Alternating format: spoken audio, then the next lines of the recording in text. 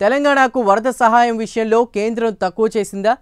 8 మంది ఎంపీలు, 2 కేంద్ర మంత్రులు ఉండి అరకొర సాయంపై ఇతర రాజకీయ పార్టీల చేతికి ఆయుధం ఇచ్చినట్లయిందా? గతంలో లేని విధంగా తెలంగాణ నుంచి 8 మంది ఎంపీలను అందిస్తే పక్క రాష్ట్రం కన్నా తక్కువ సాయం చేయడంతో బీజేపీ ఎంపీలు ఆత్మరక్షణలో పడ్డారా? స్థానిక సంస్థల ఎన్నికలు ముంచుకొస్తున్న తరుణంలో బీజేపీ నేతలు ప్రజలకు ఎలా ముఖం చూపగలుగుతారు? Have a look.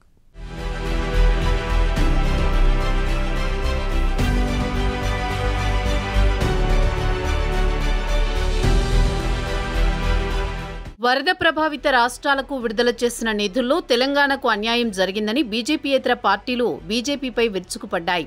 ఈ విషయంపై తెలంగాణలో తీవ్ర దుమారం రేపింది. మొదటిగా దీనిపై స్పందించిన బీఆర్ఎస్, బీజేపీ ఎంపీలపై మండిపడ్డారు. పక్క రాష్ట్ర ఆంధ్రప్రదేశ్కు విడుదలైన వాటిలో సగం కూడా రాలేదని మాజీ మంత్రి హరీష్ రావు విమర్శించారు. దీంతో బీజేపీ, బీఆర్ఎస్ మధ్య వరద రాజకీయం రాజుకుంది.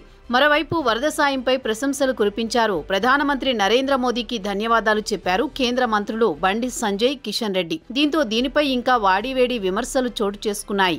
జాతీయ విపత్తుల నిధులను అడ్వాన్స్గా కేంద్ర ప్రభుత్వం తెలంగాణకు 416.80 కోట్లు విడుదల చేసింది. పైగా తెలంగాణ ప్రభుత్వం వద్ద ఉన్న 1345 కోట్ల నిధులకు యూటిలైజేషన్ సర్టిఫికేట్ ఇస్తే మిగిలిన నిధులను విడుదల చేసేందుకు సిద్ధమని రాష్ట్ర ప్రభుత్వానికి లేఖ రాసింది కేంద్రం. తెలంగాణ బీజేపీ నేతలు కూడా ప్రభుత్వాన్ని ఇదే డిమాండ్ చేస్తున్నారు. ఉన్న నిధులు ఎలా ఖర్చు చేశారో చెప్పకుండా ఇంకా నిధులు కావాలండం ఎలా అని ప్రభుత్వంపై బీజేపీ ఎదురుదాడికి దిగుతోంది.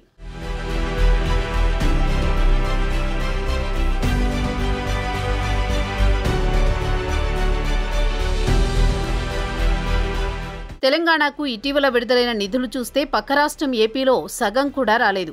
కేంద్ర బడ్జెట్లో ఇప్పుడు వరద సహాయ నిధుల్లో కూడా తెలంగాణకు తీవ్ర అన్యాయం చేయడంతో బీఆర్ఎస్ పార్టీ తీవ్ర ఆగ్రహం వ్యక్తం చేస్తోంది.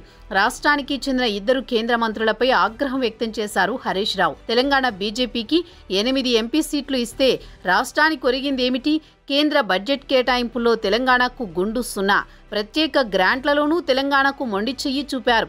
ఎన్డీఆర్ఎఫ్ నిధుల కేటాయింపుల్లో తెలంగాణకు ఆంధ్రాతో పోలిస్తే సగం కంటే తక్కువ కేటాయింపులు. ఇదేనా సబ్కా సాత్ సబ్కా వికాస్ అని మాజీ మంత్రి హరీష్ రావు కేంద్ర ప్రభుత్వాన్ని నిలదీశారు. దీంతో బీఆర్ఎస్, బీజేపీ నేతల మధ్య పరస్పర విమర్శల పర్వం కొనసాగింది. దీంతో బీఆర్ఎస్కు ఆయుధం దొరికినట్లయిందని రాజకీయ విశ్లేషకులు అంటున్నారు.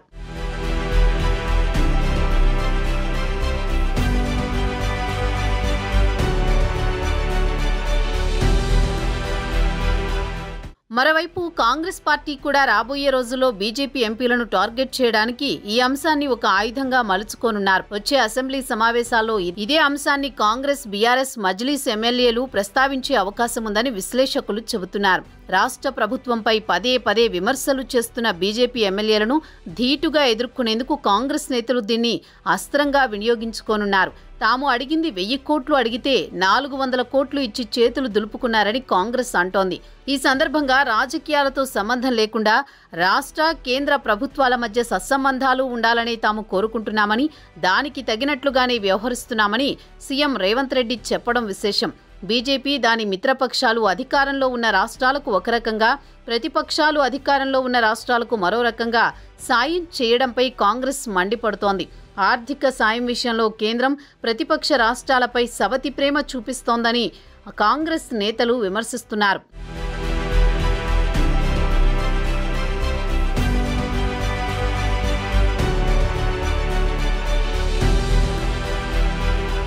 ఇదే సమయంలో వరద సాయంపై కేంద్ర ప్రభుత్వ ధోరణితో ఇకపై రాష్ట్ర ప్రభుత్వం ఎలా వ్యవహరిస్తుందనేది ఆసక్తికరంగా మారింది. వరద సాయం విషయంలో పార్లమెంటు శీతాకాల సమావేశాల్లో కాంగ్రెస్ ఎంపీలు కేంద్ర ప్రభుత్వాన్ని నిలదీసే అవకాశం ఉందని విశ్లేషకులు చెబుతున్నారు. బీజేపీ ఎంపీలు రాష్ట్రంలో ఇప్పుడు డిఫెన్స్లో పడ్డట్టు తెలుస్తోంది. ఏదైనా విషయంపై కాంగ్రెస్ పార్టీ కానీ, రాష్ట్ర ప్రభుత్వాన్ని కానీ బీజేపీ వాళ్లు విమర్శించినట్లయితే కాంగ్రెస్ నుంచి సవాళ్లను, ప్రతి విమర్శలను ఎదుర్కోక తప్పని పరిస్థితి ఉంటుందనేది కాంగ్రెస్ వర్గాలంటున్నాయి. ఇప్పటి వరకు బీఆర్ఎస్ వర్సెస్ కాంగ్రెస్ తరహాలో ఉన్న రాజకీయ పరిస్థితి రానున్న రోజుల్లో కాంగ్రెస్ వర్సెస్ బీజేపీకి టర్న్ తీసుకునే ఉంటుందని చెప్పొచ్చు. బీజేపీ ఎంపీలు సైతం ఈ విషయంలో ప్రజలకు ఎలా ముఖం చూపాలని మదనపడుతున్నట్టు తెలుస్తోంది. స్థానిక సంస్థల ఎన్నికల్లో సత్తా చాటి 2018 ఎన్నికల్లో తెలంగాణలో అధికారం చేజిక్కించుకోవాలని చూస్తున్న బీజేపీకి వరద సాయం విషయం పెద్ద అడ్డంకిగా మారే ప్రమాదం ఉందని తెలుస్తోంది. చూడాలి మరి ముందు ముందు ఎలా ఉంటాయో బీజేపీ వర్సెస్ ఇతర రాజకీయ పార్టీలు.